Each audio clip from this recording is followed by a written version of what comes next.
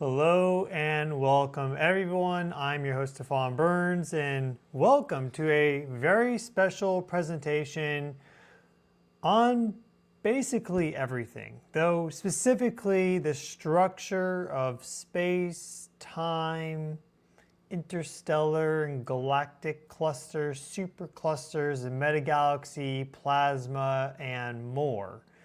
We're just going to explore into this dynamic vast space, which is fractal of what we see within us, which is quite interesting. We see these cosmic webs of galaxies and quasars that form a non-homogeneous structure that's very evident and clear, just like the structures that we see within us are cells. There's a cellular structure to space, neural networks, for example, how neurons connect together is very much like these galactic filaments. And so I don't claim to have all the answers as it relates to the universe, but we do have quite a bit of observational data which guides our understanding and picture of the universe. And today we are going to explore into that, going all the way from our solar system, the sun,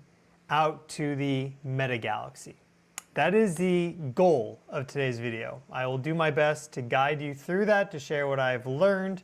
I've done a lot of research into this, a lot of thought experimentation into this, a lot of feeling into this, and this is a place for us collectively to also just feel into that. At the end, we will do a cosmic connection meditation. I have a singing bowl.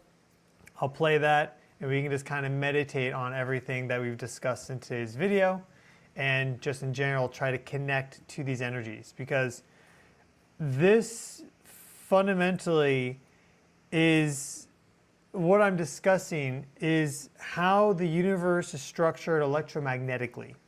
There may be other fundamental forces that we don't know of yet. We have gravity, electromagnetism, the weak and the strong nuclear force.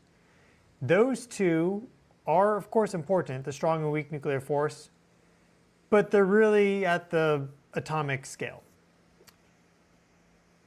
When you're at the galactic scale, gravity, of course, is very important. Increasingly, we are seeing evidence that electromagnetism is one of the most important things. And as Einstein endeavored up to his last day, was to create and to basically figure out the unified model of physics, which is how do gravity and electromagnetism relate to each other? Because we do see that they are connected, but it's been difficult for physicists since the time of Einstein to find exactly how they're connected.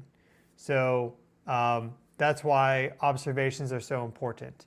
If we continue to make new observations of our space environment at all the different scales, we should eventually uncover these connections, which currently are a little bit beyond us in terms of the math and the physics. But of course, just because we don't understand the universe doesn't mean it doesn't display itself in all its grandeur. So that is the goal for today, to go through this and then also to do this sound healing at the end, this meditation into these very vast realms that are beyond our comprehension. I want to make that clear.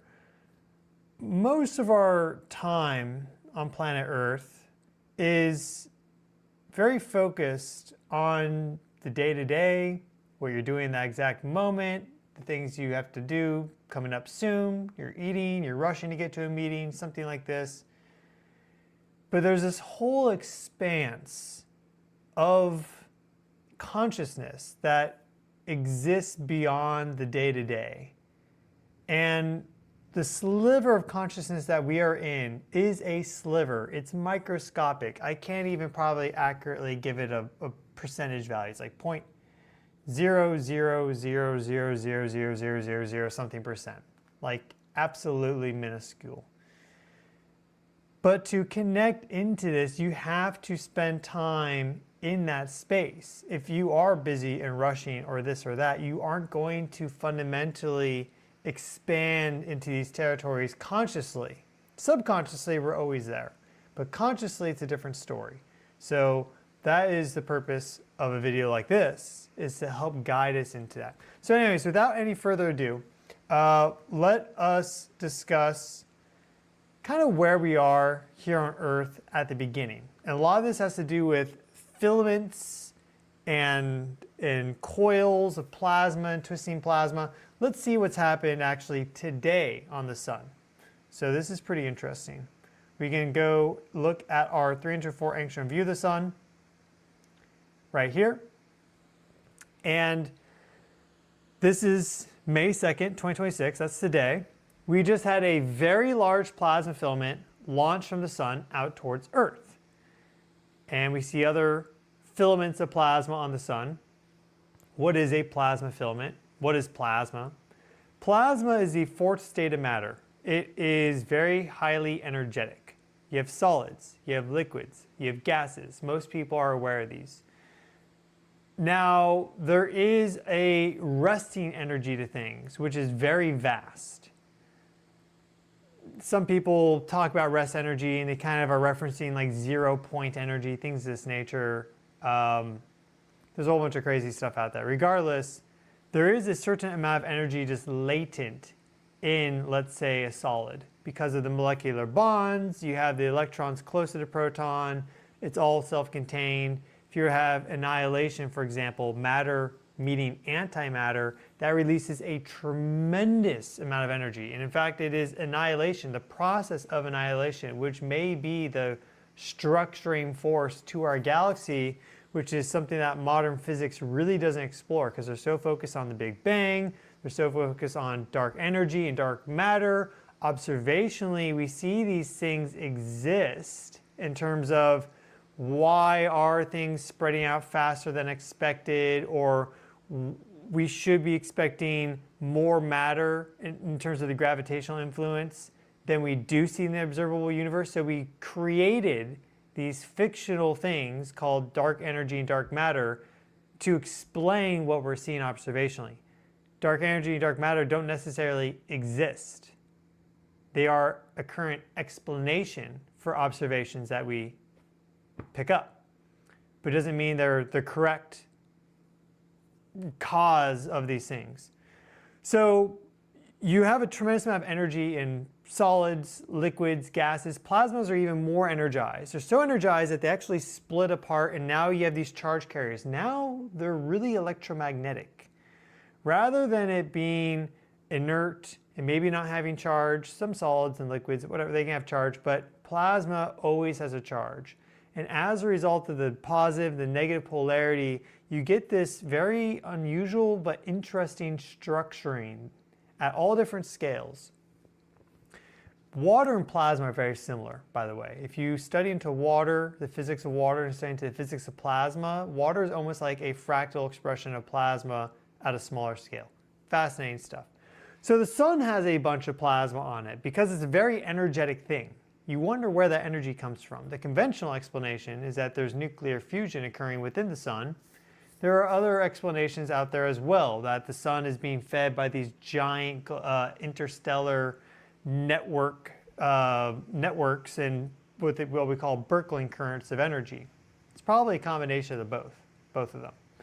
So the sun launched off this plasma filament today. This will hit us in about 3 to 4 days. I'm just showing you this as an example because we need to see what these sort of filaments look like. The entire universe has a filamentary nature to it. Right now we have 1,111 viewers right now. So we see this filamentary nature to it. We see this coming off and launching outwards into space. We see these filaments across all the different scales of our universe, which tells you that there's something to it. We can also see some activity from the sun earlier in April this year, and this was when a comet was flying by. This is Comet Pan-STARRS, so C2025 R3 Pan-STARRS.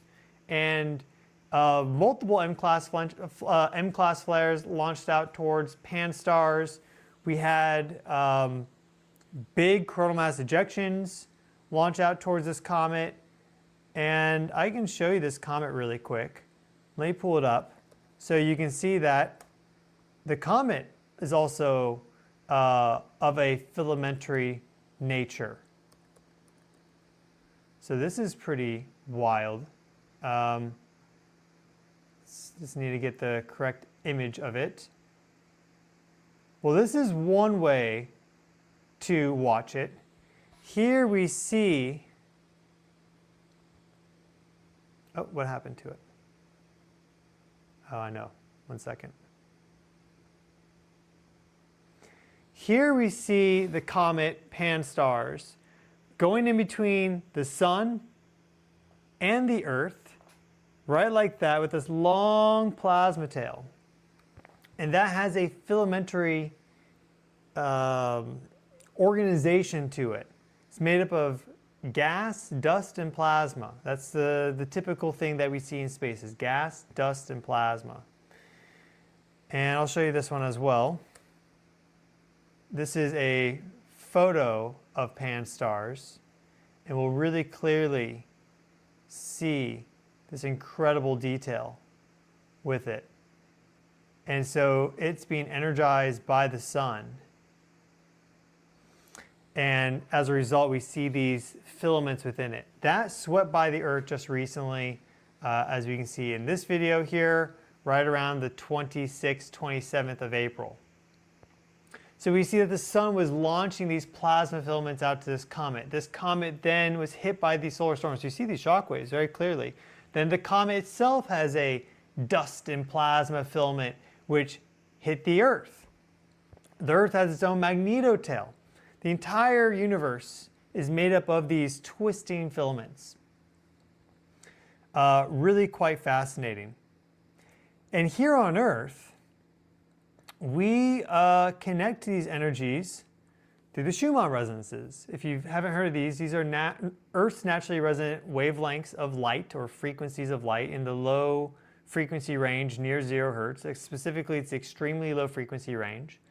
And they overlap with our brain waves perfectly. So that's our delta, our theta rhythms, our alpha, beta, and gamma rhythms all overlap with Schumann resonances in 0 to 40 hertz, 0 to 50 hertz, and the strength is the same as well. This is in the picotesla range for the magnetic field, the microvolt range for the electric field.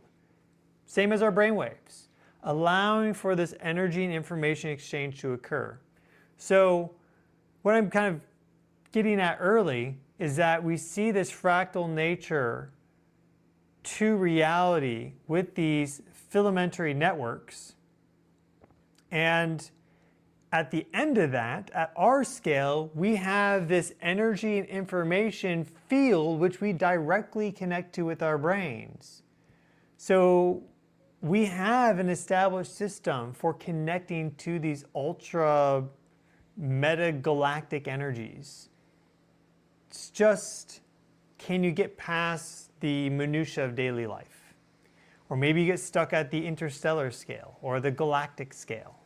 I make no claim to be an expert on these things in terms of connecting, how to connect to them. But we have the interstellar scale. We have, for example, our Milky Way galaxy. Here we can see the galaxy as well, right? We have these sort of scales that exist to our universe. Then we have this cosmic web scale, and even scales beyond that, right? Here we see just how galaxies cluster together into these interesting filamentary networks like a spider's web. So that's why we call it the cosmic web. Here's another image of the cosmic web. And this is 10 million light years across. So really incredible how we get this clustering of galaxies and then these void spaces where there's very little, just like what we have in our bodies. And we can see this specifically, this energy exchange with the Schumann resonances by looking at our data. Here we have the Schumann resonances, our spectrogram out of Tomsk, Russia. We see local atmospheric activity. Here we see the actual global Schumann resonances. and there's a multi-band structure to them. This is a foundational mode, on average about 7.8 hertz. So if you ever want to check out this data as well as other data, like we discussed on the channel, you can go to my website, earthevolution.com/store, or well, /energy-analytics, sorry. But there is a web store as well. In fact, if you wanted to pick up this hoodie that I'm wearing, then you could do that by going to the store or just clicking this banner up there, should it still exist. But the Boom Shakalaka hoodie is official channel merchandise. I love this thing. It's super comfortable. It gets you into the right mindset for this. So if you want to pick one up, I actually have the first edition here. This one's slightly different. This is the special OG edition. But it's exactly the same material, 100% cotton, super comfy, with a great design on the front, also saying Earth Evolution on the back. I recommend you pick one up. Just if you like this sort of thing, it helps you connect into these. And our favorite moderator here, well, there's a lot of favorite moderators. There's not that many, but Secret Owl saying he loves it, wears it every day. Awesome. So just wanted to let you guys know that this is available. Let us move beyond now the sun.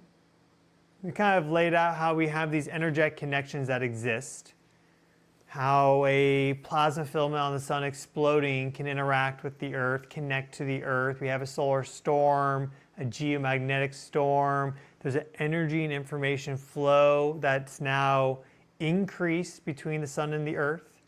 But we have a lot of movement through the cosmos. Our solar system is moving. So we'll discuss what's happening at the interstellar scale, the structure of our local interstellar cluster and more. But what we see is that we have our solar system, of course, the planets.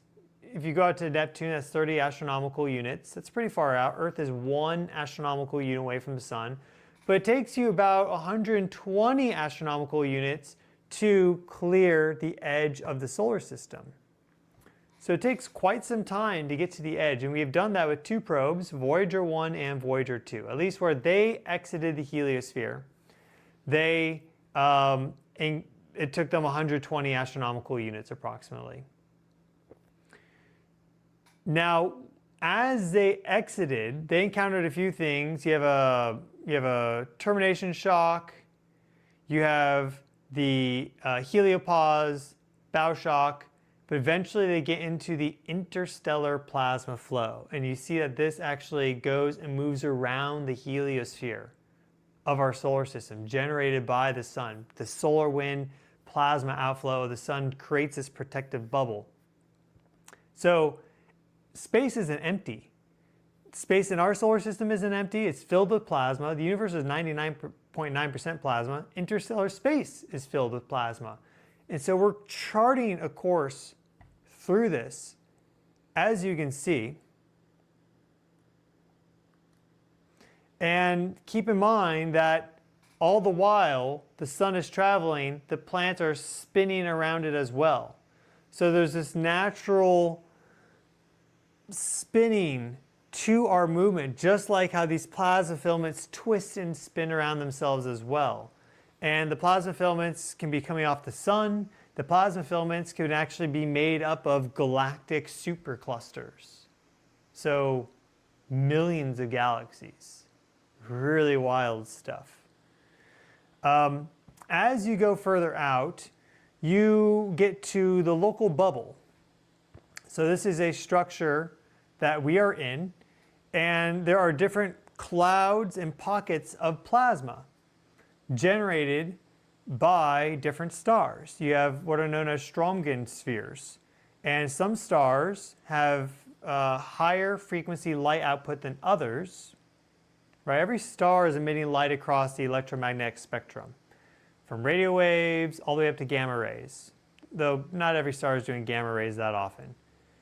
But if you have a star that produces an extreme amount of extreme ultraviolet light, or EUV, then you are going to ionize a lot more of the gas and dust around that star, turning it into plasma. You're also going to have a different outflow of, let's say, plasma from that star, probably particularly mostly hydrogen, ready to be ionized. And so you create these different spaces or cells, you can say, within space. So there is a cellular structure to space, just like there is within our bodies. And just like there's a nucleus within the cell, you have a star within these different bubbles and Strontium spheres. So we see our local bubble here. We are actually moving out of this local bubble fairly soon. We are right now in, well, there's different scales to this. This is the local cloud. We're moving to a G cloud soon, and this is all contained within this local bubble. So we have a local cloud, then we have a local bubble. It gets kind of wild. We can see the next step in this journey by going here, and we have gas nebulas surrounding us, and so we've charted out some of our interstellar environment basically around us. And so we see this local hot bubble. There's the sun. We actually are right now perfectly positioned in between it, in the middle of it. And then there are other bubbles of different plasma density, which would directly alter the conditions of our sun, the heliosphere, and Earth. There is evidence from like 2.5 million years ago that we passed through a really dense part of interstellar space that really compressed the heliosphere. And that radioisotope data suggests that at times in Earth's orbit, we were actually orbiting out of the heliosphere and then back into it because it was compressed below the orbit of Earth, which is only one astronomical unit. So there was a heliotail, we would exit out and then we'd orbit back in, and therefore we're getting tons more cosmic radiation. So we normally in our daily existence have the solar wind hitting Earth, and this is structuring the flow of energy through our planet. The electric fields of the solar system permeate through the entire planet. We also then, of course, have the magnetic fields of the solar wind that alter our geomagnetic environment. Well, the same can be said at these levels as well. You have interstellar flows of energy that are quite strong, that is much more vast in scale, that are flowing through everything. And as a result, theoretically, you should be able to piece out that signal, which is part of this foundation of energy that we're sitting on. Really, at the end of the day, something like a solar storm impact is just the final cherry on top of this large energetic pyramid foundation that we exist within. Because the overall scale, magnitude, intensity, you can say the power of these supergalactic currents is well beyond that of just a plasma filament from the sun. But it's over vast, vast scales, maybe even 10 million light years across, like huge scales. So we are traveling through all this all the time. And therefore, this is something that we're always connected to. It's just a question of how consciously are we connected to it. And most people have even studied this stuff. Just because you haven't studied it doesn't mean you can't connect to it. Some people are more intuitive in their connection to these things, and that's how they learn. But we are fundamentally always connected to these energies that exist at these scales. I mean, we have the galactic scale. We have our galaxy, spiral limb galaxy, spiral arm, and with these limbs coming out. So we're right in the middle of the Milky Way, and there's a natural flow to the plasma, the stars, the nebulas, the gas, everything to our galaxy.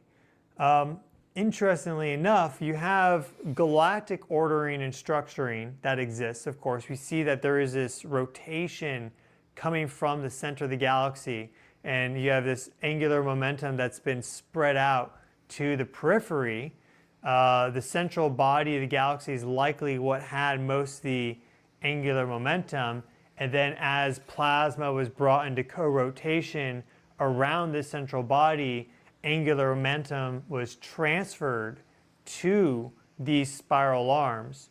But we have also a structuring of space at smaller scales. If you go back here, a lot of times these local bubbles and other features are created because there's some sort of supernova, and you get these massive jets to emerge, and that can cause there to be an incredible structuring of space. I think I have an image right here of this. Yeah, here we go. So here we see a large outburst, very likely a supernova, and we see how you get this huge plasma shock wave going out on both sides. Look at the void space here. So this is what can create these sort of structures that we then move through. Not every star is going to do this, but enough stars do, and there's enough stars around each other that they're all moving through this network and flow that exists at the interstellar scale and beyond. We even see at a certain scale the filamentary network that exists. We have what's known as the Gould belt. And so we see this clustering of stars in our nearby area along this curvature here, basically an interstellar filament. And if we go one out, we'll go back to this. So I get the right one pulled up. If we go out a little bit, largest rotating structures in the universe have been discovered. Fantastic cosmic filaments where galaxies are relatively just specks of dust. So if we go out to the largest scales, we see that not only do these filaments connect everything together, you have clusters of galaxies and then you have filaments, but they're also rotating and twisting because we can measure their redshift or blue shift to tell us whether they're coming closer to us or further away. And well, we observe this. We do see a difference. So there is this rotation of everything that exists in our cosmos. And when you have this rotation, you start to get differentiation. And again, things become inhomogeneous. So you don't have a homogeneous structure to the universe where everything is just spread out equidistant. You have this inhomogeneous structuring where things are highly condensed, focused, there is active energy flow and movement, and then there are other areas where there's very low density. You don't know how things got there in the first place, but in general, it's super, super low density, these void spaces. So we see this at the meta-galactic scale right here. That's one thing you call it. You call it a super, super cluster. But we also see it at our local interstellar scale, which is right here, the Gould belt, G-O-U-L-D, Gould belt. And we see that the stars cluster along the Gould belt. It's very interesting. We can kind of look at some of our nearby space by going to our application solar system scope. And I'm just going to zoom out for you. Here we have our solar system as it is right now. And this is right about 30 to 50 astronomical units right here. We'll go out. It should show us, what's this? 1,000 astronomical units. Now we have 10,000. This is really, Earth to Sun is 1 AU. Now we're at 10,000 astronomical units. Now we're at a light year. So that's kind of the scale, just like that. 1,000, 10,000, 1 light year. The distance it takes light to travel, the distance that light can travel in 1 year is traveling 300,000 kilometers per second. Really quite wild. You go up beyond 1 light year to 10 light years. Well, now you start to get close to some of these other stars. We notice that we have Sirius here. That's the brightest star in our sky. You go out to 100 light years, and you get a lot more stars. You have notably, I think Aldebaran is right here. That's a very bright star. Pollux is right there. Regulus is within 100 light years. At the cosmic scale, this is like our neighbors, our neighborhood. I mean, these stars are very close to our sun. They are not far away at all, because the cosmos can be at that 10 million light year scale. So 100 light years, nothing. And consider how for a light photon, there is no time. From the moment of its emission to its absorption, time does not exist, because it is the speed of light. That is relativity. So this light photon, yes, from our perspective, is taking 100 light years to go across this. But from the light photon's perspective, because it is traveling at the speed of light, it's instantaneous. So if you start to have a star that is able to have some sort of variable light output, let's say, and we see a lot of interesting cosmic structures, I guess you could call them, that have this ability. You have like quasars, microquasars, you have magnetars, sometimes you have these white dwarfs, and these things that are able to have a rhythmic pulse that we pick up astronomically. From the light photon's perspective, that is a like Morse code-like signal that is being received instantly by every other star that is connected to this one via the light. And well, these stars have existed for millions of years, so they've been transmitting energy and information to one another for millions and millions of years in real time. At that scale of the universe, it's all in real time. So it's really quite incredible. All these stars are in this massive interstellar filament, and they're all blinking to each other and communicating in real time. And there are certain stars that are younger, and there's other stars that are older. I want to touch on this really quick. Let's load up Solar System Scope again. I'll just quickly show you this. This time we have to zoom even further out. And we'll notice here, zoom out a little bit further. Here we have the Pleiades, 444 light years away. This is an interstellar cluster of stars of higher frequency. They're younger, so they're in the, I believe, hundreds of millions of years old range, but it may even be like tens to hundreds of millions of years. And this is where the most activity is in our interstellar cluster. We see other interstellar clusters though. Messier 46, there's 500 stars in that one approximately. As you go further out, you can start to get these clusters of stars, these star-forming regions. Interesting to know about the Pleiades is that our culture has been talking about the Pleiades forever. And by culture, I mean human culture on Earth, going back 50,000 years, 100 years. The Pleiades have been mentioned. And from Earth, we see 6 stars, 6 main stars in the Pleiades. But these cultures, they always reference 7 stars. And based on archaeoastronomy, the last time you were able to see 7 stars in the Pleiades was like 100,000 years ago, because of how we've moved and shifted. So we've been looking at these structures for a long time, connecting to them energetically and receiving that information. This is at least what I believe. And I was thinking about this, and often people's relationship to the Pleiades and the energy and consciousness there is that they're helping guide humanity towards higher consciousness and, you know, more cosmic evolution or connection, something like that, right? Like a more cosmic, galactic understanding of reality. Now, I don't discount that, but keep in mind that the stars in the Pleiades are actually much younger than our star.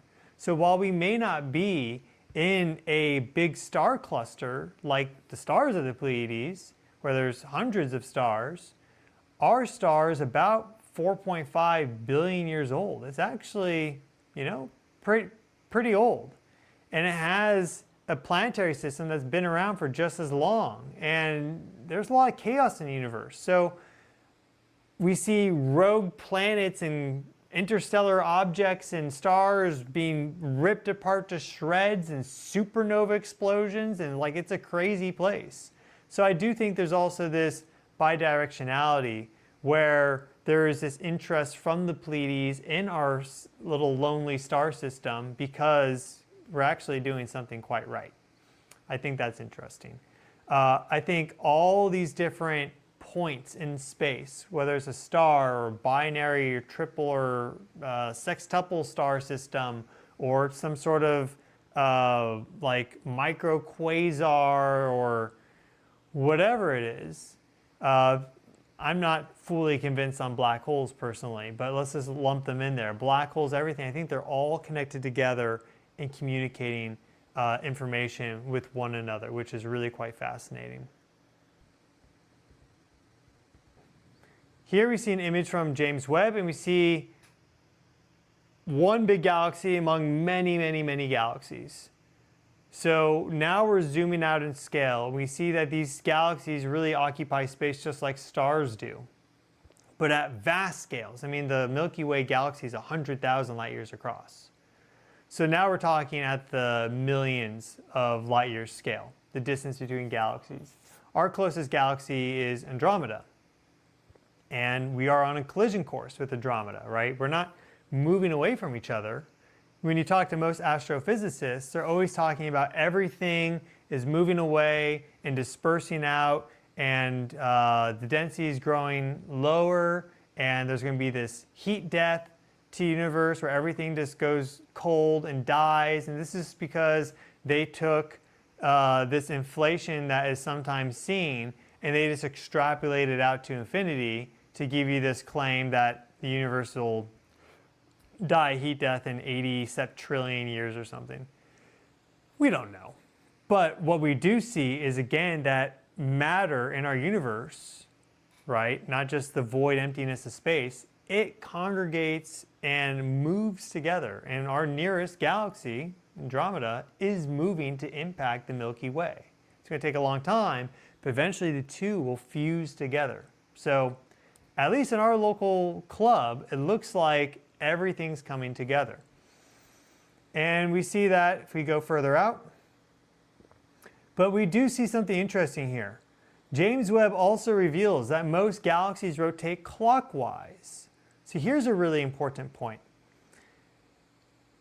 We see what's known as an isochronism of spin within our solar system. All the planets, except Venus, spin the same direction, and all within about a 24-hour period. Why is that? I mean, why not have some planets spin at radically different amounts, let's say like 5 years to complete a spin, and retrograde? I mean, Venus is like, I think 243 days to complete a spin. It's retrograde, it's very slow, it's an oddball. But in general, we see the planets take about 24 hours or less to spin. They all spin the same direction. So there's this isochronism of spin. It shows that there were conditions that existed in our solar system at the beginning, in the proto-solar phase, that influence all the developing satellites, the planets, simultaneously. There is this physics of plasma that gave the planets and also satellites to the planets. Don't forget that we can look at the moons for information, and it's also the same there. That gives them these properties. Well, James Webb reveals that most galaxies rotate clockwise. So, and here, this is funny. The preferred direction of spin may be due to two reasons, one or two reasons. Either our entire universe exists in a black hole, right? This is basically someone giving up and just giving you some random answer that sounds cool, right? Or astronomers have been measuring the universe's expansion incorrectly. So just to state my thoughts briefly, I think most the astrophysical model, and I'm not an expert on this, but based on what I've learned, it seems that the astrophysical models of the modern day are just a begrudging attempt to make the models of 50 years ago make sense. And observationally, they don't make sense. Especially now that we have telescopes like James Webb online, that's constantly pushing dates back, changing our perception of how things formed, and disproving old ideas. If you go back to Hans Alvin and some of the work that was done by him and many others, astrophysicists in the 50s, 60s, and 70s, there are many other ideas out there that you don't read about in the mainstream. For example, matter and antimatter balance. You have ambistars. They talked extensively, like in this book here, Cosmic Plasma. Highly recommend you read this if you're interested in this stuff. They talk a lot about these filamentary networks and the flow of plasma through the universe and the cellular structure of space and more.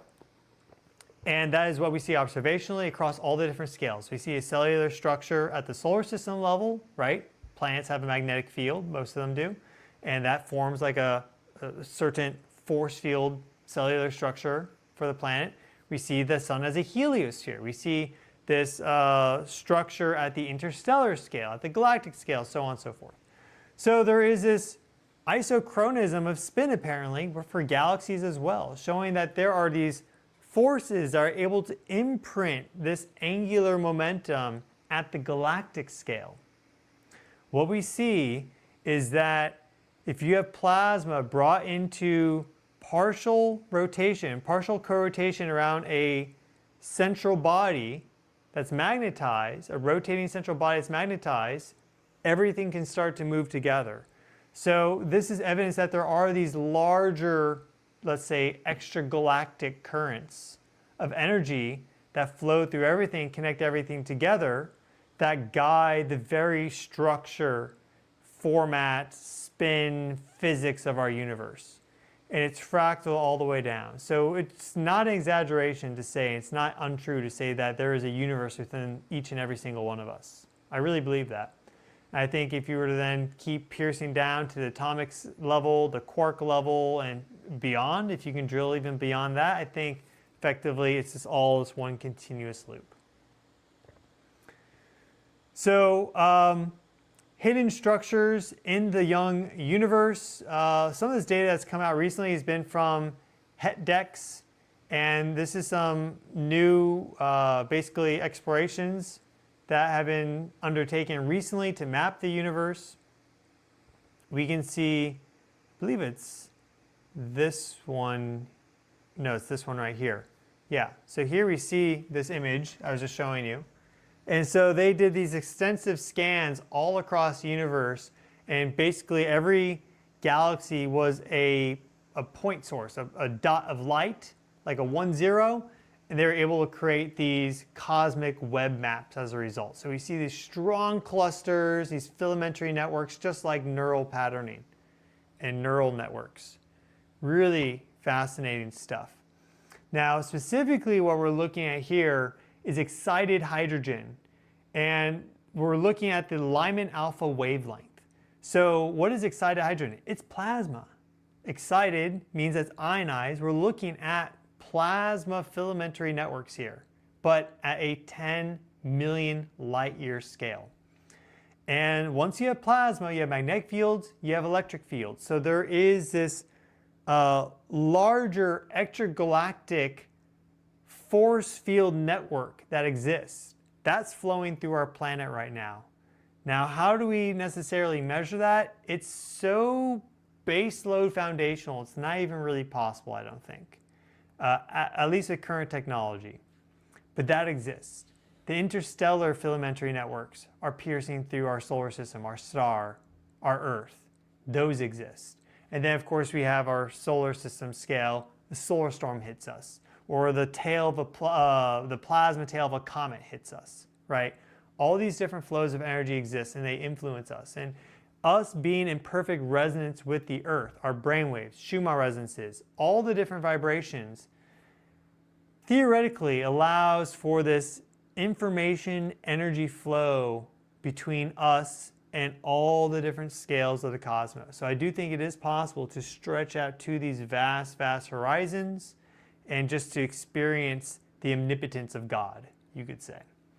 Those that practice and are gifted, maybe that comes to them easier.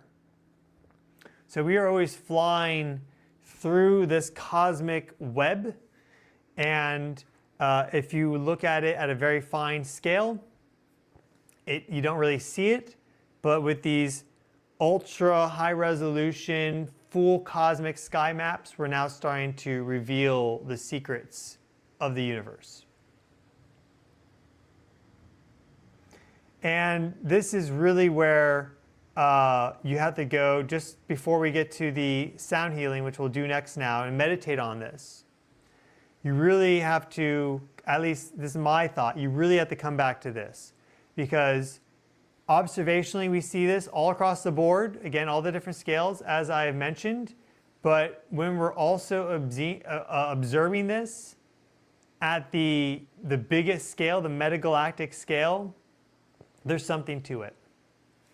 And we see these rotating filaments of galaxies. These aren't stars, these are entire galaxies clustered together into filaments, rotating, and this allows for there to be a structuring, because you get this chemical differentiation, elemental differentiation that exists as a result of electric fields and magnetic fields traveling. They can travel together, parallel to each other.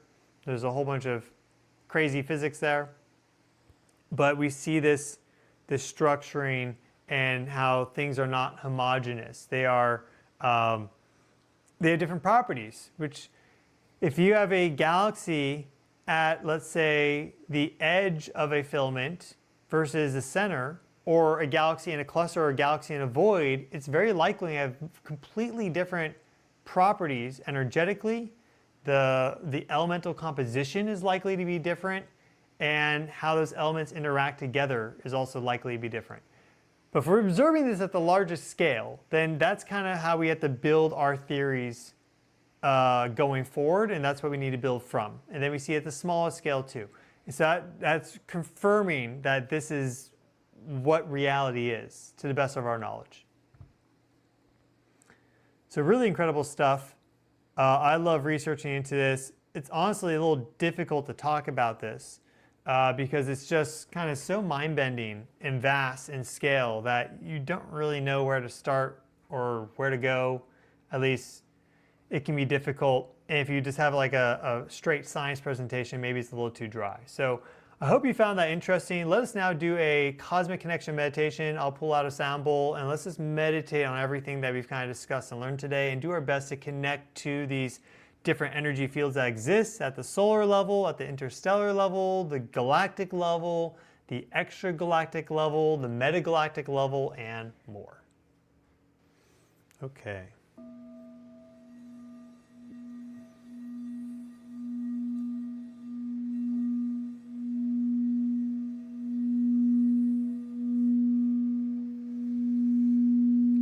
I guess just what I think about here is how we are all nodes within this network.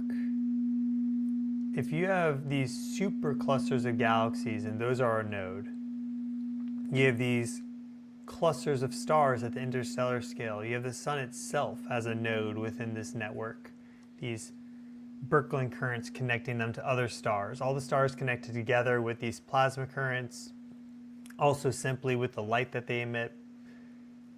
We're here resonating on Earth, in tune with all this, each of us a node in this system, and not necessarily of more or less significance.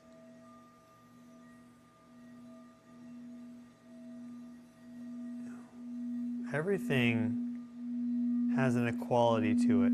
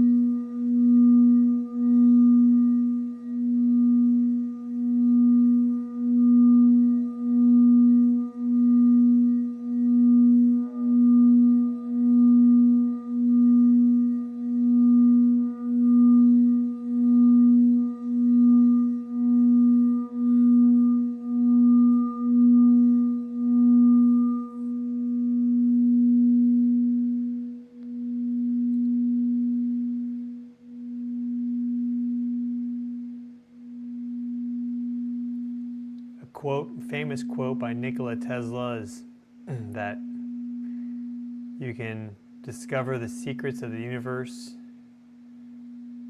by understanding energy, frequency, and vibration. It's very, very true. You can also discover a lot by examining density, mass, and force. That's also very important. Energy, frequency, vibration, density, mass, and force.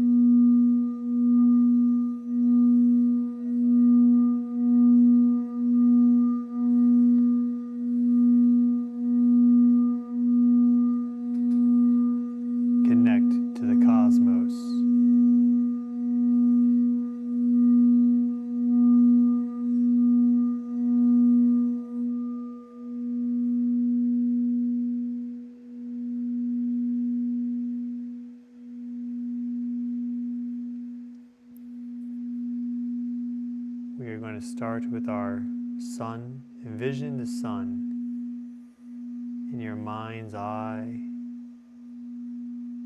Slowly expand outwards.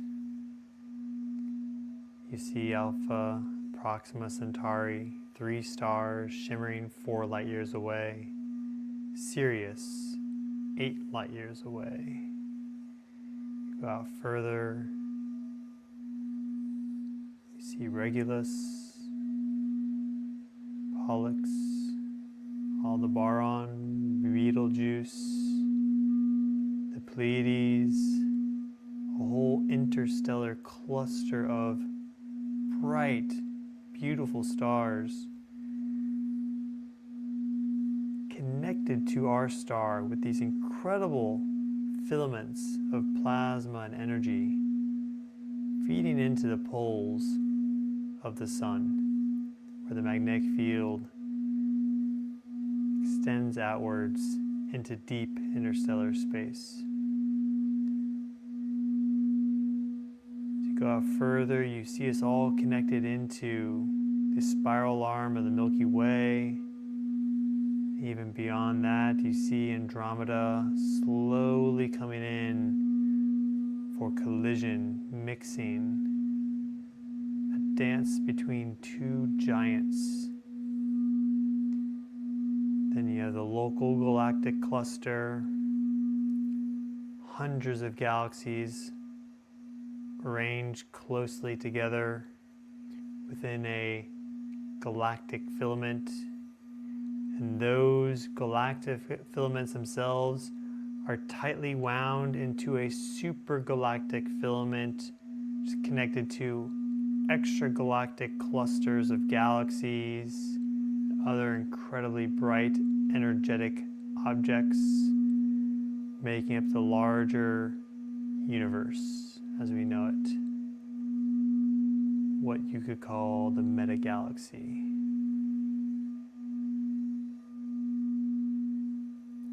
Each scale more incomprehensible than the last, yet there is a deep knowing within us of each of these different scales in our relationship to them. So we are not clueless. We are all stardust.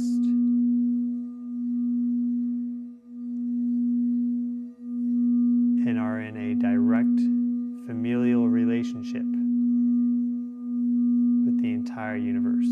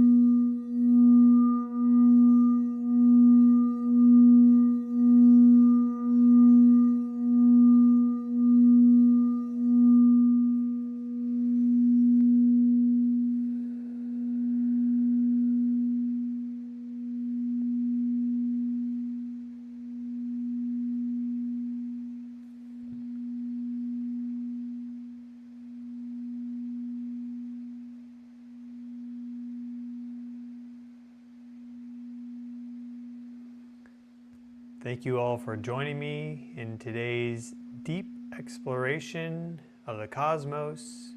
We will do more of these as I learn more. I'm always sharing what I learn with all of you. I thank you all so much for your support. If you like to stay up to date with not only current events, but just the latest and greatest in these different fields of science and spirituality, then you can follow me on this channel, which is at Stefan Burns, or with my Clips channel at Stefan Burns Clips. Both are linked in the video description. More information there. The page to the energy analytics portal that I showed at the beginning is linked in the video description, as well as the store page where you can, if you want, pick up this hoodie, United States only, for all the products on the Earth Evolution store. So please share what you connected to, what you experienced with this video in this Cosmic Connection meditation, if you feel so called, in the comments below. I'm sure everyone would love to read it. This is how we can expand our knowledge here.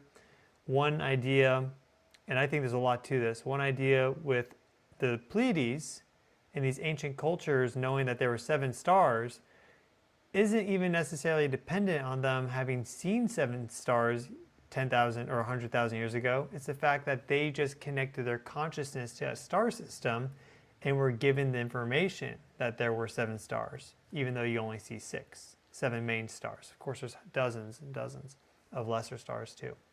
So yes, this is a long lineage that we are a part of cosmically, going back a long time, much longer than some of these other star clusters and systems. So of course they used to be something else in a past life, right?